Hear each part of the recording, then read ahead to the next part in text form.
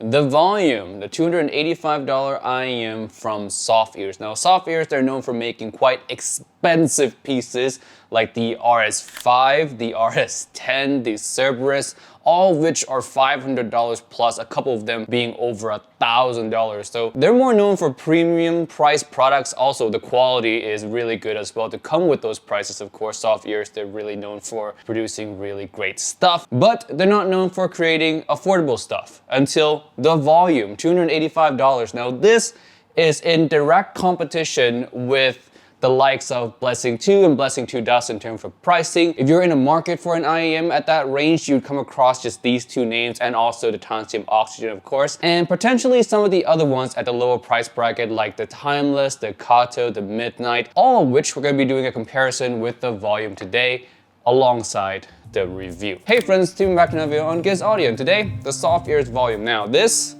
is good. It's just off the bat, it's good. $285, absolutely worth it.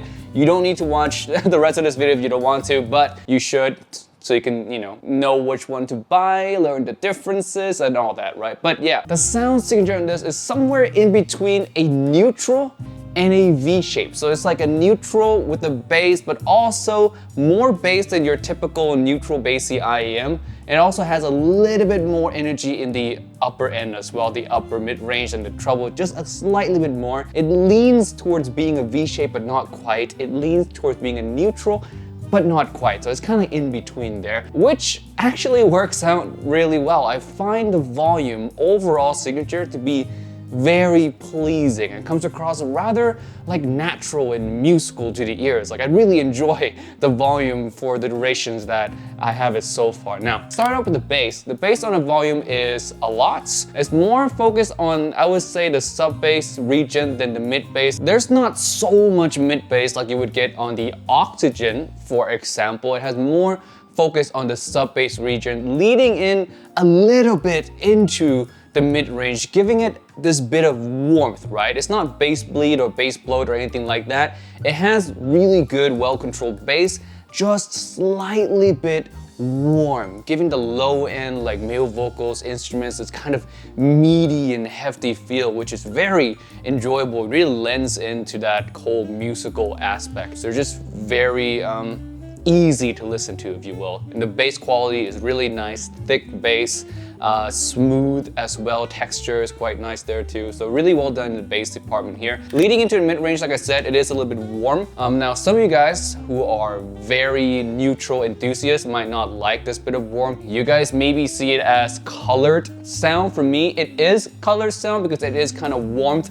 but it still sounds really good. You don't need to listen to pure neutral all the time. What warmth really does is it gives, again, this kind of meaty, heftier feel. Any vocals play on a warmer kind of signature really have this luscious feeling that a pure neutral doesn't have. Now, again, this is all preference, of course. Some of you might like the pure neutral, some of you might like a little bit more warmth, but for me, this is like the perfect balance of not ever being too warm. Some IEMs can definitely be too warm. This is a perfect balance of not ever crossing that line while still being warm enough to give this kind of nice, pleasant, easy, luscious vocal experience. Now, the rest of the vocal range, the upper mid range, is really well done. It has sufficient amount of energy. I will say a little bit borderline being too much energy here. Female vocals are well extended and lively, and they feel very satisfying to listen to. It's just a very well done mid-range in general. Onto the treble area, I would say it has really good treble energy. Not top class, not anything that would highlight so many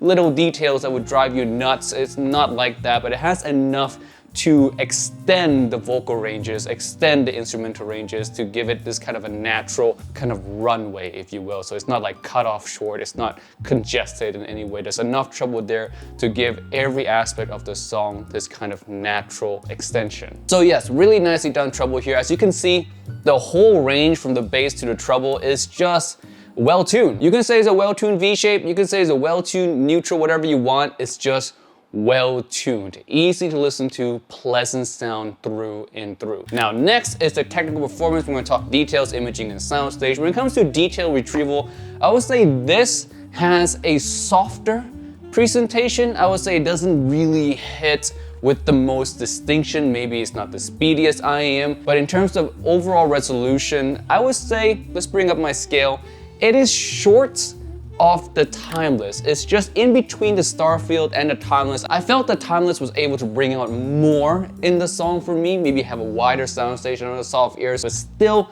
very good. To be in that part of scale is very, very good. It's above average. It's borderlining being in what's called like close to end game zone. Timeless is a really resolving IEM, so the volume being close to Timeless is really not a bad thing at all. It's actually a really great thing. When it comes to soundstage, I would say this thing has a decently wide soundstage. It's not the most massive soundstage out there. It's not average, it's above average, but not the widest I've ever heard. Imaging wise, I would say this one is pretty competent in imaging, even though the soft presentation really kind of bring that kind of pinpoint accuracy down a little bit.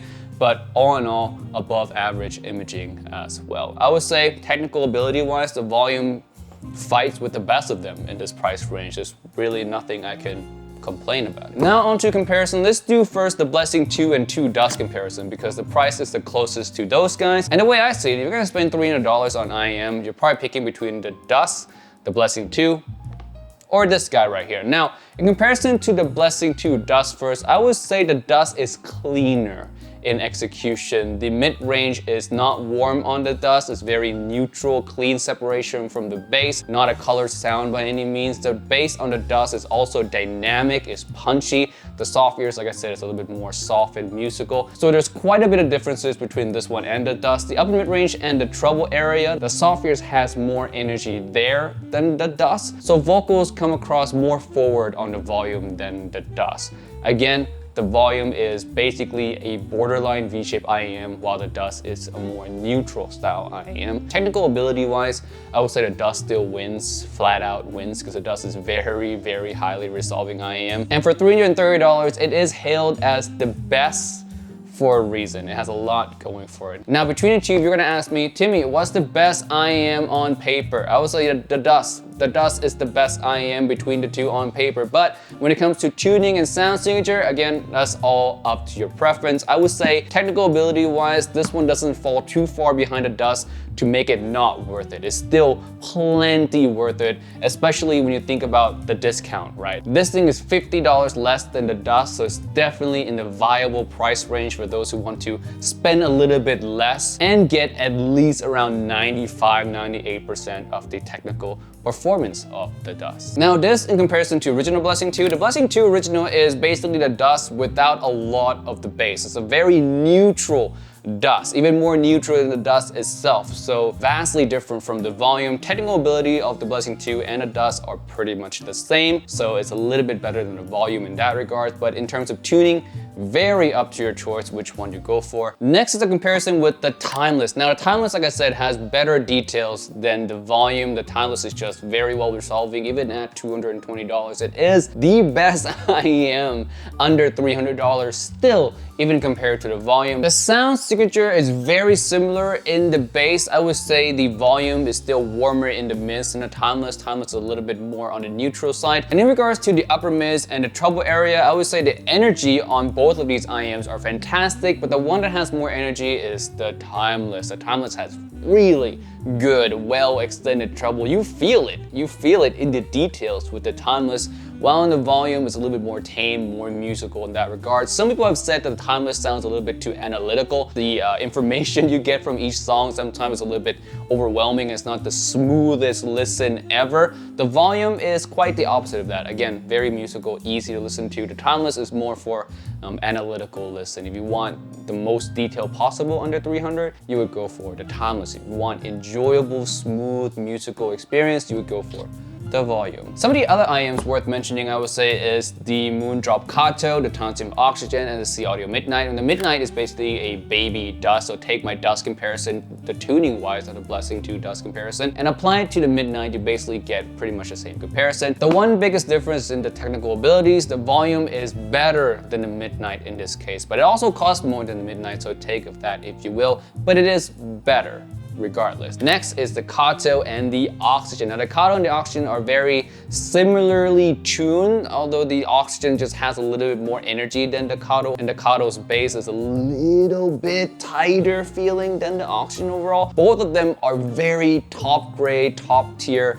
dynamic driver IEMs under $300. They're both fantastic. In comparison to the volume though, the Kato and the Oxygen have more mid bass than the volume. So the thump, the slam is gonna come across more forward, more apparent on those two other IEMs than on the volume. When it comes to mid-range, the volume is still warm in comparison to those other two IEM, but I would say the separation between the bass elements itself and the mid-range, the volume is cleaner due to it having less of that mid-bassy bump. But all three of them are very good in the bass and mid-range separation. I'm just saying that the volume is slightly bit more natural and slightly better in that regards in comparison to the Kato and the Oxygen. When it comes to the upper mid-range and the treble area, the volume has a lot of energy, not as much as, again, the Timeless, but more than the Kato and pretty on par, if not slightly bit more than on the Oxygen. So vocal forwardness on the Oxygen and the volume are very competitive. The Kato slightly bit below that. Now lastly, technical performance. I would say the volume is on par with the Kato and on par with the Oxygen. It's not better or worse in that regards. And for $285, it lands right in between those two IEMs price. Now for me, my personal taste, if you were to ask me which do I prefer tuning wise, I would say I prefer the tuning on the volume over the Kato. It's just a little bit more smooth and like musical. I really like how the volume sounds. Now, all in all, in summary, all this is to say is, should you get the volume? Why should you get the volume? I would say you should get it if you're considering an IEM in the $300 price bracket. If you're looking at the Blessing 2, Blessing 2 Dusk, you're looking at the Oxygen, the Timeless, I would say volume is a great contender and it wedges up right in between that little zone of being neutral and being V-shaped. It kind of carved itself its own little spot, and I really like that. And the technical ability is very competitive amongst those IEMs as well. So yeah, the volume is a great choice if you want a neutral style IEM with slightly bit more fun. Highly recommend it. Just great IEM overall and also great price. 君が笑うだけで何でもできる気がする一緒に